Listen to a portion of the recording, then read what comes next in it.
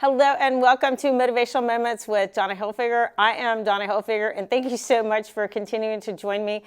And thank you so much for writing in. And I never had any idea that I would get the response that I did from the last segment that I did on dreams and communicating with relatives. So I really want to elaborate on that a little bit more because I've got, like I said, I can't make this stuff up. You know, a lot of people identified with me when I was telling the story of losing our son back in 1996. And I happened to be taking a dream class back then. And I've shared this story with people and they're like, oh my gosh, you've got to tell this story. Well, I'm putting it in a book. If I can just find the time to sit down and get this book written. It's written up here. All I have to do is translate it down here. But it's things that I can't make up. And I happened to be taking a dream class when I was pregnant with Cole, our child who died in 1996. But while I was pregnant with him, I got really big. And everybody was going, gosh, Donna, are you having twins? And I'm like, no. They've done a bunch of ultrasounds and, no, I'm only having one baby. And I had a dream that I was pregnant with twins. And in the dream, you know how weird dreams are, I was in my grandmother's backyard and it was a little boy and a little girl. And the little boy was smaller than the little girl, but they were both twins. And, of course, it didn't make any sense in the dream. And the little girl looks at me and said, Mommy, it's not my time. It's not time for me to come. I'm going back. And in the dream, I'm begging her, please, please, please stay. Please, Mommy doesn't want you to go. And poof, she was gone out of my dream. And here was the little boy left in my dream. And I'm just hugging him and holding him and crying. And then I woke up. So I never write my dreams down. So I got up and wrote my dream down because I was in the dream class and I was committed to writing my dreams down. So I was writing all of my dreams down. And I wrote it down in my dream book and never thought anything of it. And years later, I found the dream book. We'd moved to a new house. I was shocked that the dream book even made it through the move because we have 5 kids and I like to purge a little when we move. And we'd been in the house for a while. And I looked at the dream book and I remembered laughing and going, wow, I wonder what I was dreaming back then. Because I, flashed back, I was taking a dream class. I didn't even remember when it was that I was taking it. I opened the dream journal to that page to where I had that dream. When I say I can't make this stuff up, I was done having babies when our son died.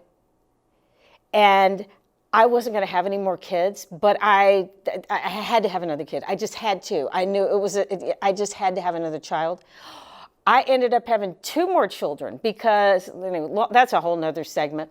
But the story is my children that I had after Cole died, the ones that was in that dream, the kids were the exact same size when I found that dream journal that they were in my dream. The little boy was smaller than the little girl. They were the exact same age and the exact same size. I can't make it up.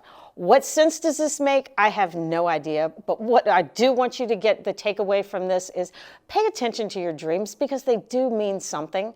And we can take all the dream classes and read all the dream books that we want to. But our dreams, I believe, are specific for us because I've read books that, my grandmother's vase, and I'll go look up vase. That vase in that dream book does not mean the same thing to me that my grandmother's vase would mean to me. It's general. I mean, it'll give you an idea and give you a little bit of a guidance, but check in with your own intuition and say, what does that dream mean to me?